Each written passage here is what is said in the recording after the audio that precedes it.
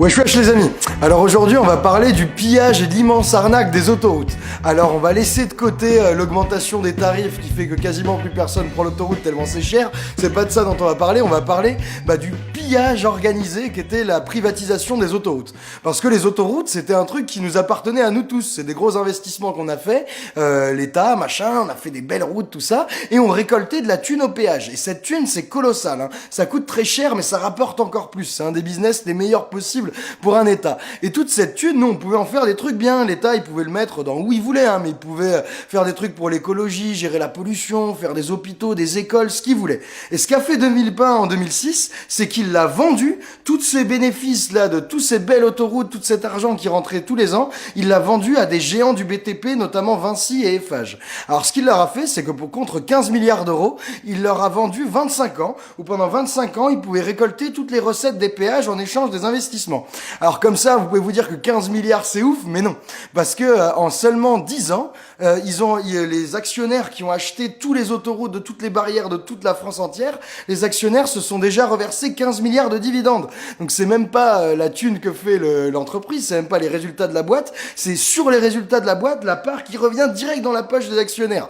Donc De Villepin, il a réussi un super deal, il a vendu un des trucs qui nous rapportait le plus à nous tous, avec lequel on pouvait faire des budgets, on pouvait l'utiliser dans les budgets d'école, de pollution, de tout ce que vous voulez. Il l'a vendu à des géants privés du BTP qui, en seulement 10 ans, se sont sucrés. C'est-à-dire qu'il leur reste 15 ans où tout ce qui rentre, tout ce qui passe, c'est pour eux. Ça, c'était la première arnaque des autoroutes, mais vous verrez, ça s'arrête pas et il y a plein de trucs bien plus drôles. Bah là, c'était la première arnaque, mais vous êtes pas au bout de votre peine, hein. Dans cette escroquerie en bande organisée, c'est pire à tous les étages. Donc on continue. Donc on peut se dire que si l'État leur donne un des business les plus rentables qu'il avait, c'est-à-dire les barrières de péage et le cash qui rentre, c'est que au moins les sociétés privées elles doivent payer les coûts, quoi, payer l'entretien, les investissements. Et ben là, le premier truc à savoir, c'est qu'ils payent même pas tous les investissements, parce que quand on fait un gros plan avec la France, on leur dit ouais là il nous faut un autoroute ici, un échangeur là, tout ça. Et ben les collectivités locales, c'est-à-dire les régions, les départements qui vont bientôt mourir et certaines communes,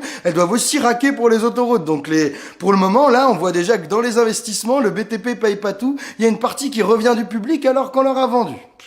Bah, il y a de l'argent public qui continue à financer un peu de l'investissement alors qu'on touche plus rien, mais vous allez vous dire, eh, c'est cool, heureusement, c'est les sociétés privées autoroutières qui vont payer le reste. Mais là, accrochez-vous, c'est la troisième arnaque. Parce que comment ils font pour financer ces investissements? Ils font un peu comme tout le monde, ils font des gros emprunts. Et les emprunts, si vous avez déjà fait un crédit, vous savez que le prix de l'emprunt, c'est le taux d'intérêt. Et là, devinez qui paye le taux d'intérêt? Eh ben c'est nous. Il y a une niche fiscale exprès faite pour qui fait que l'État leur enlève le taux d'intérêt et le paye pour sa pomme. Et ça c'est combien? C'est 3,4 milliards. Donc on commence à bien se faire enfiler dans cette affaire. Là on a vendu un des trucs les plus profitables de l'État, qui pouvait rapporter de la thune pour faire plein de trucs bien, on le vend en privé et on continue d'assumer la plupart des coûts, hein. C'est là où on en est. Vous croyez que c'est fini, mais non, il y a la quatrième arnaque. La quatrième arnaque, c'est, rappelez-vous à qui ça a été vendu. Ça a été vendu à des grandes sociétés du bâtiment et de la construction comme Vinci et Eiffage. Et devinez qui fait les travaux?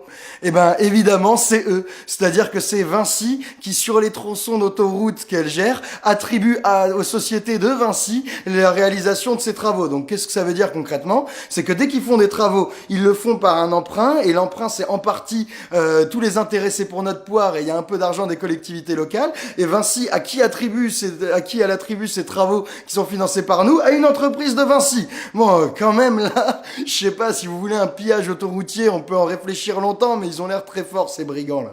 S'il y a des brigands, faut forcément quelqu'un qui se fait plumer. Alors vous avez déjà compris qu'en tant que citoyen, on se fait bien siphonner le bien public, ça y a pas de problème, mais il y a la cinquième arnaque, elle était facile à trouver, c'est celle qui nous plume en tant que consommateur. Parce que le deal initial de vente des sociétés autoroutières à des sociétés privées, eh ben le deal prévoyait qu'il n'y ait pas trop d'augmentation de prix, pour pas qu'ils puissent se surgaver. Mais évidemment, pour ceux qui ont l'habitude des autoroutes, vous avez vu que ça a grimpé. Ça a pris 22% en 10 ans, au point que la Cour des comptes, dans plusieurs rapports, arrête pas de pointer qu'ils augmentent beaucoup plus les prix que ce qui est prévu et que l'État se couche comme une merde.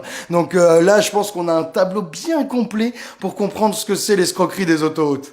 Vous devez vous dire c'est un cauchemar, c'est un mauvais rêve, mais malheureusement non, parce que tous les chiffres qu'on a cités, ça vient de rapports officiels, de la Cour des comptes, de l'autorité de la concurrence et de plein de trucs officiels. Allez voir les sources, tout est là. Donc là, à la fin de tout ce tableau dégueulasse, la seule question qui se pose, c'est comment même les politiciens les plus véreux ont pu faire ça. Hein. Moi, je me la pose parce que même au Liban, ils auraient peut-être pas osé. L'arnaque, elle est trop grosse. Alors pour moi, enfin pour nous, il y a deux options.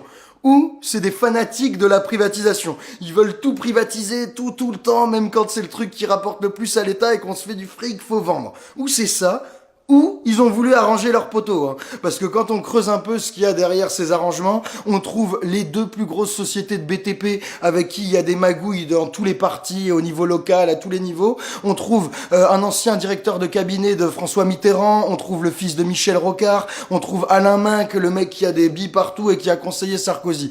Donc pour nous, que ce soit du fanatisme ou de l'arrangement entre copains, c'est de la haute trahison. On peut pas vendre un truc qui rapporte autant à des boîtes qui se font autant de flouze dans des conditions aussi dégueulasses. C'est tellement dégueulasse qu'on peut faire des recours au Conseil d'État. Hein. On peut dénoncer ces deals comme non conformes à l'intérêt général et les renationaliser sans rien leur payer, sans dédommagement. Et c'est le moins qu'on puisse exiger vu comme ils ont abusé. Ce genre de truc là, ces dizaines de milliards d'euros détournés, ça marche que parce qu'ils nous prennent pour des cons et parce qu'on n'est pas au courant. Donc faut faire tourner le message, faire tourner cette vidéo, qu'on soit tous vraiment bien au fait, les yeux bien ouverts sur cette merde là, parce que là dans 6 mois ils vont commencer à promettre pour quémander nos voix, et là faudra leur sortir à la gueule. Qu'est-ce que vous allez faire sur les autoroutes? Est-ce qu'on renationalise ou pas? Qu'est-ce qu'on fait de notre argent? Vous augmentez les impôts ou vous allez le prendre là où vous l'avez donné à ces grands patrons? Donc là, faites tourner le message, qu'on ouvre grand les yeux et qu'on arrête cette connerie. C'était un plaisir de vous revoir. On va passer une putain d'année et à très vite.